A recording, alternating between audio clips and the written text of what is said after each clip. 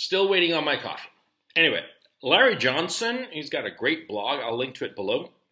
He's got a great piece out that came out, well, his yesterday, my yesterday, well, I don't know, the time zones, my little head, can't take it. But the point, he breaks down the $40 billion that are supposed to be a game changer.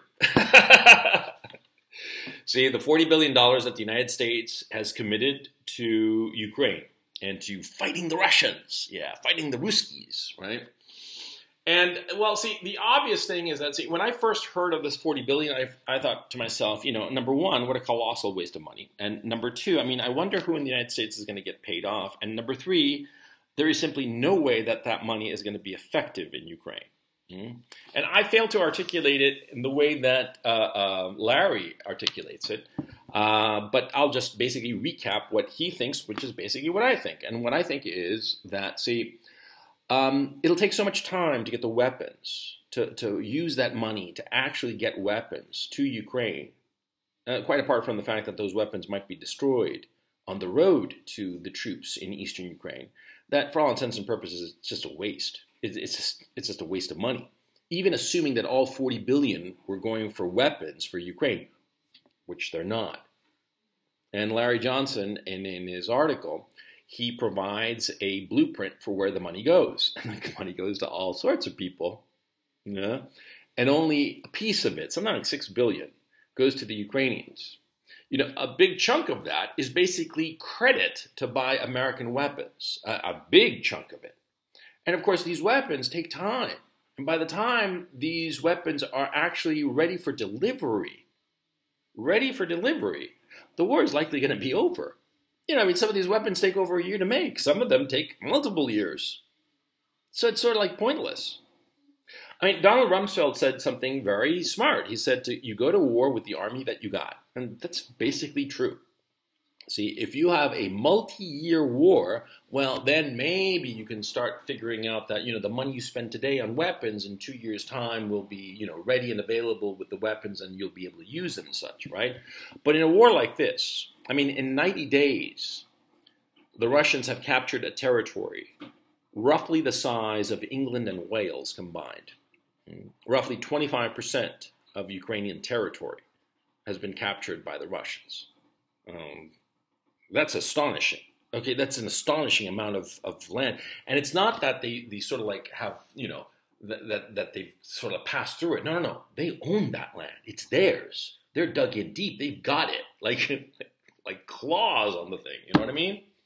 And that's remarkable. That's a remarkable achievement in 90 days. You got to give credit where credit's due, man. The Russians, they're good at war. They're good at conquest. They know what they're doing. And they've conquered a quarter of Ukrainian territory, and they're going to hold on to it. They're not going to let it go. They're winning. Come on, what the hell are you talking about, right? And so the notion that this $40 billion is going to be any kind of a game changer is absurd. It's completely absurd. And I said so. And Larry Johnson gives a breakdown on the money issue, on how much money goes to each thing, and you start looking into the numbers, and all of a sudden you realize this is just a big old payday for American weapons manufacturers. And it goes to some other doodads like European defense and shit like that. That has nothing to do with Ukraine. Very peripherally has something to do with Ukraine. It's certainly not going to help Ukraine in the here and now. Okay? And so it's all bullshit. It's all just a money grab for the weapons manufacturers in the States. It's all just bullshit. Okay? And see, this is the thing that I find kind of like, see, you have to have your thinking evolve gradually. And you hear some big news, $40 billion. Ooh, that sounds like a lot. But you got to sort of like sit and think it over. Well, I first heard the 40 billion whenever it was announced a few weeks ago, right? And I thought, well, that's a lot of money, but, it's going to take time.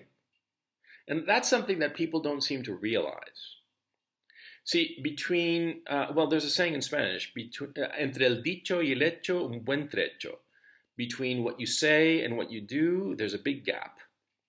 It takes time to do stuff. It takes time for, the money here to become weapons and in the hands of fighters over there. It takes time, it takes a lot of effort. And so just because somebody says, oh, we're going to, pass a budget, a bill for $40 billion doesn't mean shit. And a lot of people were, sucked into it. And the people who were sucked into it, well, it pretty much proves that they lack judgment. That's the key issue, judgment. You got to understand when you hear something, it might be very spectacular, but you have to think to yourself, is it real or is it just bullshit? Take the Ghost of Kiev, for instance. When I first heard the Ghost of Kiev story, I knew it was bullshit. I mean, I heard it like the second day of the conflict, right?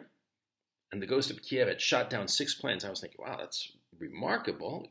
Could be, but it just doesn't seem right. I mean, back in World War I, sure, one plane could shoot down 6, there could be an ace, but, with modern combat technology and the fact that there aren't any dogfights, the idea that there are dogfights today, that's just a myth. There aren't any, okay? No, of course not. What happens is that you have long-range missiles, shoot them, and they're 100 kilometers away or more, like 400 kilometers away.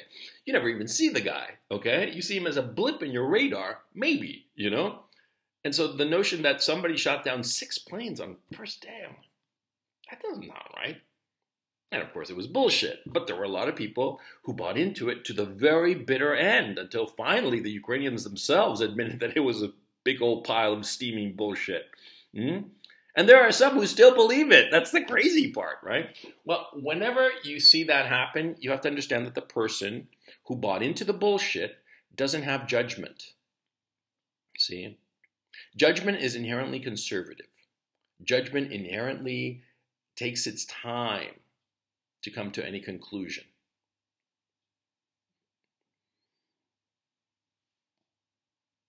I don't have anything else to say about this particular topic, okay? And I think that you guys know what I'm thinking right now, but I'm certainly not going to say it, right?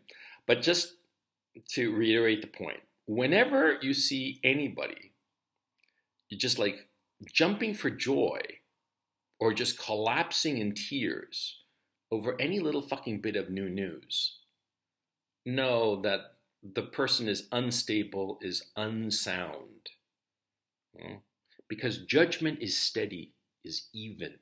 And you don't get flipped out, freaked out, jumping for joy just because you hear any little bullshit. Okay? Okay, catch you later.